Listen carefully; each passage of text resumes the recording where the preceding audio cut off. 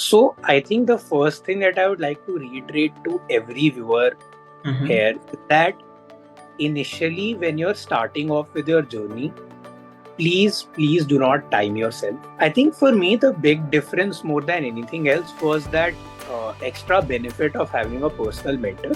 Mm-hmm. I think the the thing that really pushes the LMP for me is that you have an exact idea about where you stand along each step of the journey. The most important thing with verbal is it's not about finding one right answer, it's about finding four wrong answers. Okay. And that is exactly how you'll be able to solve most of the questions. And once I Mm-hmm. started, I realized that it's probably not as hard as people think. That Right. it's really the inertia of beginning. And Yes. after you start and you build a consistent routine, you'll realize that it's really not as difficult as you think. And with a Mm-hmm. little bit of hard work and a good structure, anyone can score really high on the GMAT, in my opinion. Hello, everyone.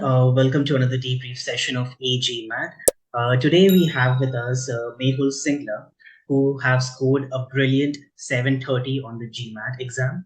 That's a 96 percentile with a Q50 and a V38. So, Mehul, welcome to the debrief session of e-GMAT and congratulations for your 730. How are you feeling right now? Yeah, hi Akash. Thank you for hosting me. I'm feeling great after my GMAT, and after a pretty hectic journey, I feel finally ready to go on to the next phase of my life. And yeah, feeling very grateful to have achieved a very good score. Right, I can totally understand because I've been your mentor throughout the journey, and you have been doing this along with your college and your exams. So, like, how was the journey, and are you relieved after everything is done? Uh, so I'll start basic. The thing is that Hmm. for me at least, the GMAT was probably the most daunting part of the entire application process. Okay.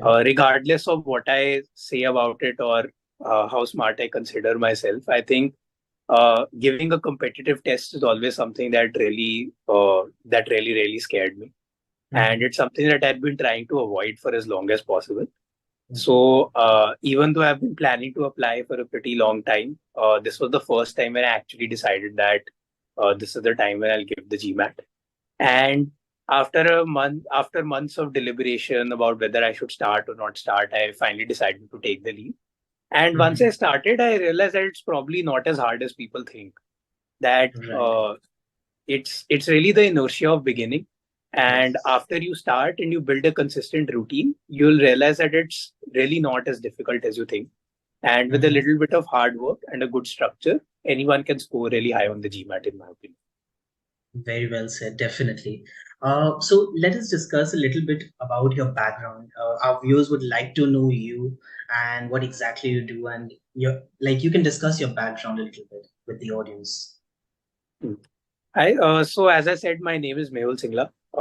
I'm from Ludhiana, which is a city in Punjab in India.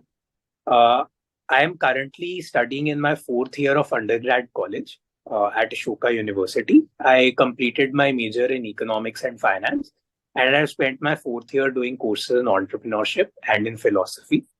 So overall, I've had a pretty diverse background, and the Mhm. reason I'm taking the GMAT is probably to apply for a master's in finance. And because of that, I had to give the GMAT this year if I have to apply in December. And yeah, so overall, I'd never really given a competitive test before. So the Mhm. GMAT, pretty new experience for me. And Right.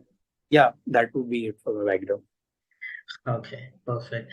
So, like, when did you actually first thought of the GMAT exam? So like I said, I'm actually planning to apply for Masters in Finance this year.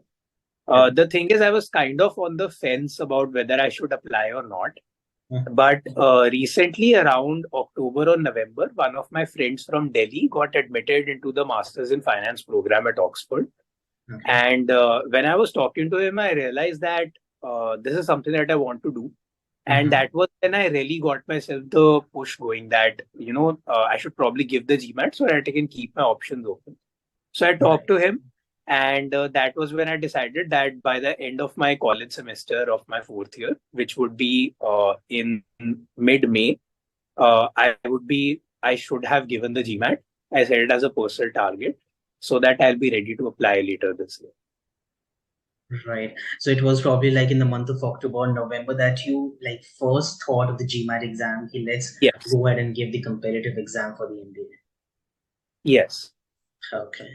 And like, how did you choose e-GMAT to be your test preparation company? Like, what research you did, or how did you come to us actually? So I'll be honest with you, I knew nothing about the GMAT at all. I was completely lost about where I should start. And what I was essentially looking for is someone who could give me some sort of starting point from where I could start my research. So, like I Mhm. said, one of my friends from Delhi got admission into Masters in Finance at Oxford, and he had a 740 GMAT. Okay. So, I decided that he was the best person for me to talk to. And once I talked to him, he recommended e-GMAT instantly. And I asked him whether that was where he did his prep, and he actually said no, Mhm. which I found extremely funny. I was like, if you didn't prepare from e-GMAT, why are you recommending it to me? Right. And he actually said that he was actually using a different test prep provider, but Mhm. while preparing with them, he didn't feel extremely happy. But Okay. in fact, he felt a little unhappy, so he purchased extra additional online resources to help him with his prep. Okay. But he said that all of his friends who had used e-GMAT had actually had great experiences. So he would highly recommend the course to me. After that, I went on to GMAT Club. I found Mhm. that e-GMAT had good reviews. And while initially the number of reviews made me a little skeptical that how does this company have so many reviews, I decided to Mhm. just try out the e-GMAT course for a few days and see whether it Right. suits. So after Right. taking trial, I realized that okay, this is something that I could work with. I like the way the verbal course was structured Mhm. and how the concepts were being taught. So and since that was the key area in which I felt I needed help, I Mhm. decided to take e-GMAT on as my test prep provider. All right. Perfect. So I still remember that you joined us in the month of January this year, and thereafter you were preparing for like 1.5 months on your own, and you then reached out to us like in the month of February, wherein we then enrolled you directly into the last mile push program. So just tell us a little bit about the contrast in your studies before and after joining the last mile push program, and what were the differences that you've actually faced over there. I think for me, the big difference more than anything else was that extra benefit of having a personal mentor.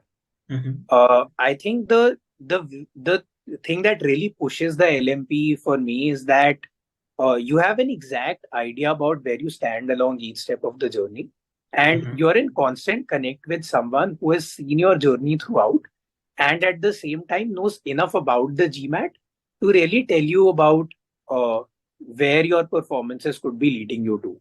So, for example, for the first month and a half, while I was just preparing without the LMP, uh, I was getting decent scores. I was clearing the thresholds on all the quizzes, but I was struggling to understand what does this really mean? Like, what score am I really heading towards?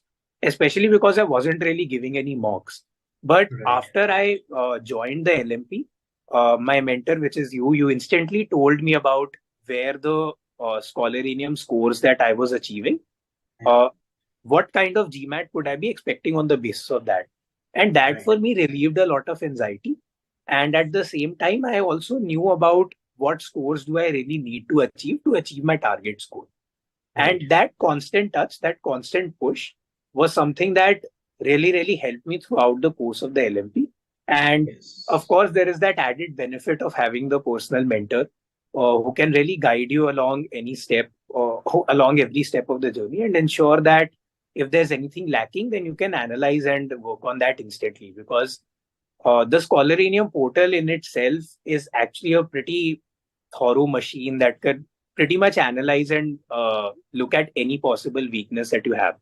And Right. someone who has the experience uh, of really interpreting that data is very helpful to help you achieve the most out of the e-GMAT course. Right. No, I still remember our first conversation that when we got onto a call, I asked you what is exactly your target score, and your target score was somewhere about 730 and above. And thereafter, we came to a conclusion. Okay, fine. If your 730 is a target score, then what percentile is it? And what percentage of accuracy do we require in order to reach that percentile? And that structure is something that is like so much important in the student's journey, actually. Yes, I Right. fully agree with that. Yeah. No, definitely. So what I'll do it for the viewers right now is that you have been talking about the Scholaranium so much. So what I'll do is that I'll be showing your statistics from your account on the Scholaranium in both verbal and quant, and like show the consistency that you have been achieving in all the scores. So let me just share my screen with the viewers. Just a sec.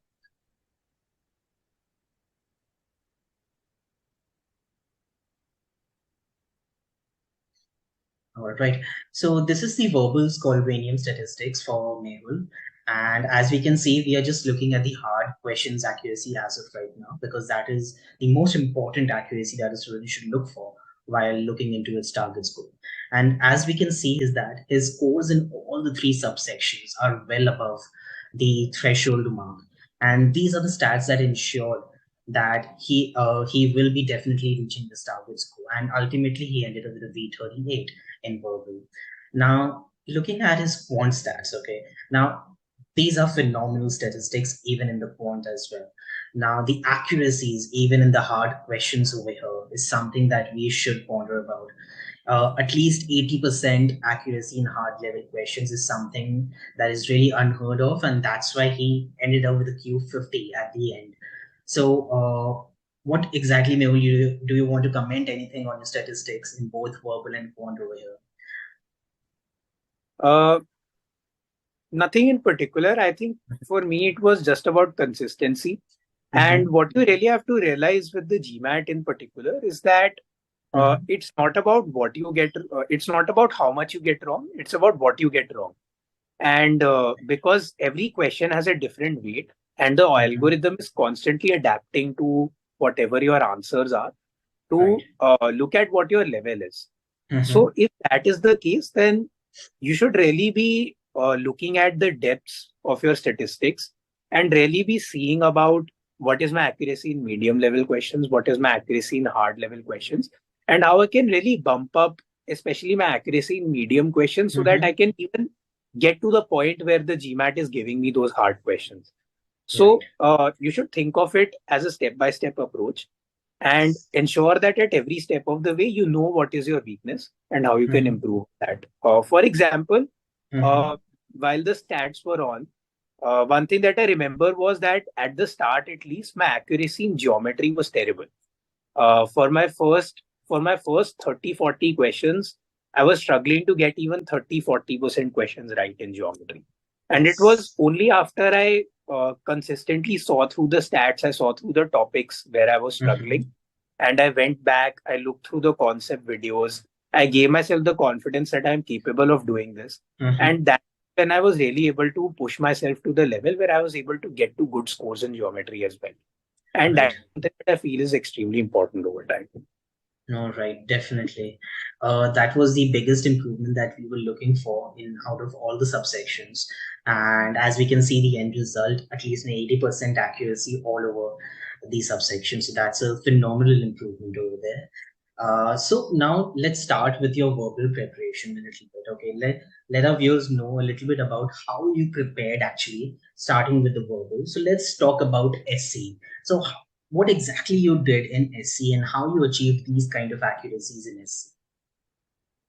So I think the first thing that I would like to reiterate to every viewer Mm-hmm. here is that initially, when you're starting off with your journey, please do not time yourself. That is extremely, extremely important because at the start, it is all about building that ironclad process.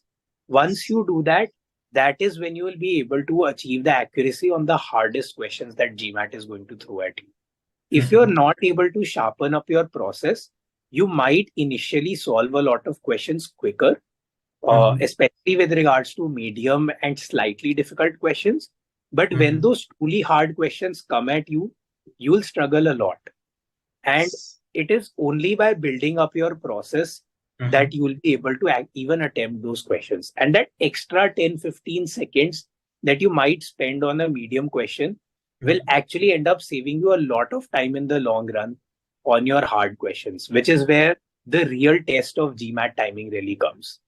Yes. Uh, and that is something that I would like to reiterate constantly to everyone. Pick your process, ensure that you're comfortable with it, and make Mm-hmm. sure that you sharpen it enough using enough easy questions that you're able to apply it to every single question that you've ever seen. With regards to the particular subsections, with SC, I think the e-GMAT approach is fantastic. Uh, it is absolutely key to understand the meaning of the sentence because, especially on the difficult questions, often there'll be a couple of options that have no errors in them, but Right. it's all about which one most closely associates to the meaning that the original sentence intends. And when that Yes. happens, when you're able to understand the meaning of the sentence, that is when you will be able to truly eliminate those options which don't look wrong but are wrong because they don't approximate closely enough the actual meaning that the sentence intends to throw at you.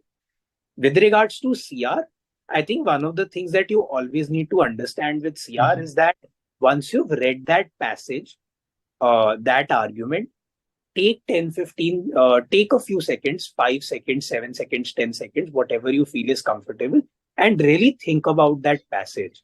Ensure that you exactly know how the argument is following.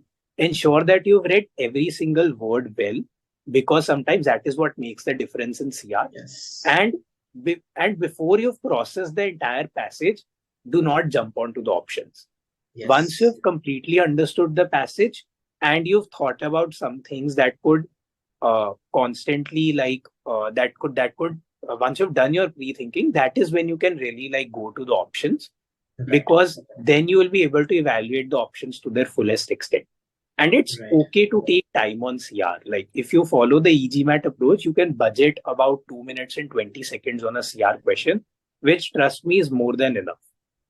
And Yes. uh, finally, I think one of the most important things to keep in mind with regards to CR is to not anchor yourself to the pre-thought options.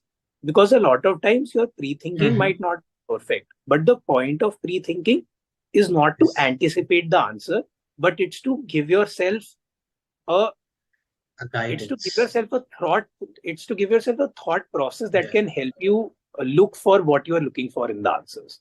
And that Right. is a mistake that I think I made in the start, where Mm-hmm. I was just looking for my pre-thought answer in the options, but it's Yes. very rare that that option would actually exist. It's more about the thought process from the pre-thought option that would help me eliminate the incorrect answer choices.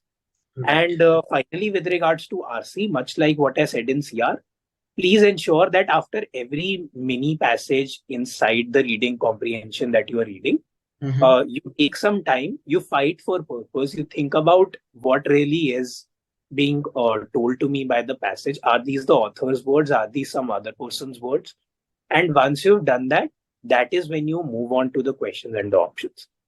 And Right. finally, the most important thing with verbal is it's not about finding one right answer, it's about finding four wrong answers. Okay. And that is exactly how you'll be able to solve most of the questions. A lot of the Mm-hmm. questions, there'll be a lot of options that can be partially right, a little right here, a little wrong there. But it's all about finding that option that best approximates what the question is asking you to. And for that, you'll have to find the four options that are the most wrong. It's So that is the key to verbal, in my opinion. With that's regards to great. quant, Mm-hmm. with regards to quant, I think dividing quant into subsections is a little more difficult. But ultimately, the key to quant is just practice. You just need to ensure that uh, you're not memorizing the way answers are done, but Yeah. rather you're understanding how to think about the questions. Once you really learn that, you'll essentially be able to solve any quant question. And Mm-hmm. the key to that is simply practice. Just sit down, do tons of questions, and you'll start seeing the patterns. Like with a lot of questions, it's all about recognizing patterns. How do I need to start thinking about this question? And that only comes Right. through practice. And with a little bit of practice, the GMAT quant is actually not that difficult. And I think if you have even a slight background in maths, or if you've studied your ninth, 10th mathematics very well, uh, anyone can get a Q50 or a Q51, in my opinion. It's very, Right. very doable, I think. Yes. And at the end, they are not even looking for that 100% accuracy, as we Yeah, discussed so many times in our mock discussions as well, that you can get a Q50 even with supposedly about 5 to 6 incorrect questions as well. yeah. So it's really very important to time yourself in all those questions and to like practice with the correct accuracy that you're looking for. So very well said, Mehul, for your entire verbal and the quant journey. So after you were done with both the verbal and the quant, and you joined the LMP program, I do remember that I specifically told you that Mehul, you are almost ready for the examination. We just need about 10 days more, and you can then go ahead and give the exam. But your exam was already pre-booked on the 7th of April, as I remember. And we then went into a 30 days intensive mock plan. So could you just discuss a little bit about those 30 days wherein we just did the mocks? Not many mocks, it was just 5 mocks, okay, 5 to 6 mocks, but it was all about mocks in those 30 days. Yeah, so for me, it was just a constant journey. You give a mock, you spend 3, 4 days looking at how you can improve based on that mock, and then you Mhm. give another mock. So I think the biggest learning for me is that, first of all, do not underestimate how important it is to know how to take the test. You Yes. should know exactly how much time you're budgeting, exactly where, and Mhm. you should also know to bail when you fail. One of the most important things that you will see with the GMAT is that the GMAT is meant to stump you. It's not a test where you can solve every question. There will Mhm. inevitably be questions that you have to get wrong, because that is how the GMAT tests you. If you're a 750 holder, that means that you're a person who can solve about 50-60% of the questions that uh, the other 750s could also do. So that essentially means that the GMAT is bound to throw questions at you that you will get wrong. And when you're really, really struggling with the question, know that it's much more important to give up on that question, Yeah. go with your instinct, give yourself some time so that you don't mess up your the other questions that you're going to see in the future. Mhm.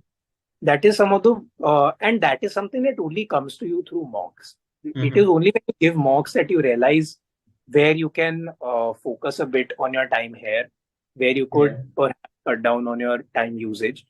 And that is something that taught me a lot. For me, Yeah. it was actually the inverse.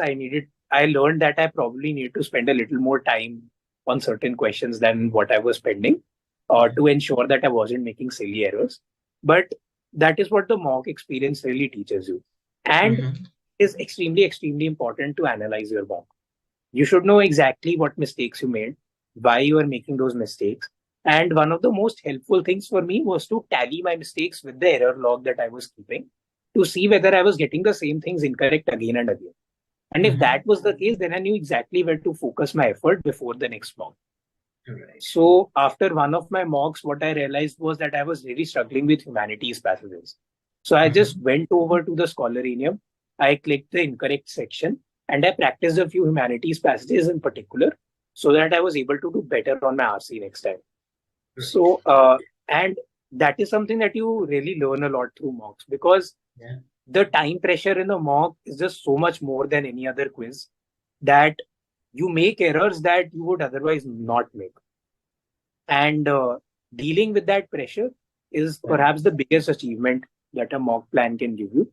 So much so that when I was giving my actual exam, I was treating it like just another mock, so that Yes. I knew exactly what headspace I wanted to give my exam in. Perfect. No, that's what we always discuss, that you should actually relive your exam days at least 4 or 5 times on your mock days so that the exam day will just look like any other mock day for you. And that's what really happened with you as well. And I'm really very proud of what you did in during the entire mocks journey and even your exam as well. So very well done and very well said, Mehul. So now, I'll also one more important thing that really happened in your journey was that just before the exam, about 10 days ago, you got a viral fever and you were coping up with the viral fever and your college classes and exams, along with that the GMAT preparation, and it was a tough period for you. I can totally understand that. So tell us a little bit about that period. Yeah, so actually, what happened was that about a week and a half from my GMAT, I was suffering a lot of health problems. Uh, Firstly, I think I got a bout of dehydration that lasted about 3, 4 days. And throughout that period, I felt extremely weak and unable to practice. Then that was followed by a period of viral fever where I had an extreme cough. In fact, I remember that even on my test day, I had really bad cough, so much so that when I was giving my exam in the test center, I was coughing so much that the people who were giving the test around me wore noise cancelling headphones. So it was a pretty tough period. Yeah. But what I what I really did to help myself was that I realized that it was a time where I needed to focus more on my health than on my Mm-hmm. exam, Right. because you'll never be able to perform to your best level if you're feeling unwell. So Right. knew when I knew that was a time to perhaps counterintuitively take a little step back, Mm-hmm. ensure that I ease out on my prep, but give keep myself sharp enough so that I am ready with my abilities for the exam. But at the Yeah. same time, not put too much pressure on myself that I would end up ruining my health even more. So Right. that was honestly a pretty tough period. Mm-hmm. Uh, I do think about it from time to time that Yeah. perhaps if that had not been the case, maybe I could have done even better. Yeah. But it's just a natural thing that could happen to anyone. And Yes. ultimately, it's just about realizing how we can make the best out of that situation that we have. Right. So in during that period, like how were you coping up with your studies? So like when exactly were you planning to do your studies and for how many hours? And if because the hours were short at that point of time, right? So on what things were you focusing more during that time? So for me, right from the start, I consistently had college along with my GMAT preparation. So I Mm-hmm. had always made sure to budget time for GMAT, Mm-hmm. and I had a consistent routine that in the morning I was going to give 2 hours to the GMAT, then I'm going to attend my college the whole day, and then in the evening I'll just spare about an hour, hour and a half, some from somewhere to give that extra to the GMAT. Yeah. And I just ensured that whenever I was studying with maximum focus so that I was able to get the most out of my study. I think the Mm-hmm. biggest thing with GMAT studying is that you should give yourself that time period in which you feel the maximum amount of productivity and where you can give 100% focus. Because studying for the GMAT is actually very draining. I don't think the GMAT is an exam for which you can study the entire day, because honestly, it takes a lot out of you while studying if you're really giving it your all. Yes. So consistently, you have to ensure that you're spacing out when you're studying for the GMAT. Realize that if you're getting exhausted after an hour, hour and a half of study, that's actually pretty normal, because the Yeah. GMAT is meant to really exercise your brain, which is Mm-hmm. something that you might not do with a lot of other activities. Uh, at the same time, when there were inevitably days where I was very short on time, because, Mm-hmm. for example, every Wednesday I had 9 hours of classes in college, and that was just so exhausting that I was hardly able to give an hour, maximum hour and a half to the GMAT. Yeah. And when that was the case, I ensured that I was spending time on topics that I enjoyed doing more, so that I was able to give everything my maximum focus and function at a productivity that was higher than normal. So for Right. me, I instantly knew what topics I really liked. For example, I really enjoyed practicing Quant. I really enjoyed practicing CR in particular. So there will inevitably be days when you struggle to make time, but the key is having fun throughout the journey. Because Yes. for me, at least, the GMAT was actually a pretty fun thing to study. Mm-hmm. And it was something that I actually look forward to while studying during the day, especially when I was studying Quant. Right. So I think enjoying the process just helps you commit enough time every day. Right. No, very well said. And definitely, it's the most important part of the journey that you have to, or you should actually enjoy your journey of the improvement in your abilities in the GMAT exam. Thank you so much, Mehul. And before signing off, do you have any other tips for our GMAT aspirants? Uh, the biggest tip that I would have for any GMAT aspirant is Mm-hmm. to really understand how you are going to prepare. A lot Mm-hmm. of people just throw themselves into the deep end. They start preparing. They Mm-hmm. try to focus on getting the maximum accuracy possible on whatever they can find. And while Mm-hmm. that is a fair approach, I do think that having a structure to your process and Mm-hmm. knowing exactly when you have to do what is something whose value just cannot be understated on an exam like a GMAT. Because that really helps you track your ability consistently and also ensure that you know exactly where you're going wrong. Mm-hmm. That is something that I feel is the difference between someone who purchases a course such as e-GMAT and Mm-hmm. someone just preparing on their own. Like, for example, I could have achieved these accuracies even if I was studying straight from the OG material and didn't purchase any course.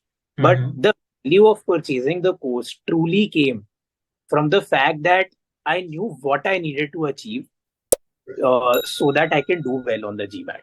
And that Right. is something that not only helps you structure your process, but at the same time, it relieves a lot of anxiety, which I feel Yes. is something that is bound to come when you're preparing for the GMAT. Yeah. A lot of the True. times I was under the constant fear that the scores am I getting, are they even good enough? But Yeah. because I had that threshold that was guiding me on the e-GMAT portal, I Mm-hmm. knew exactly what accuracy I needed to achieve where.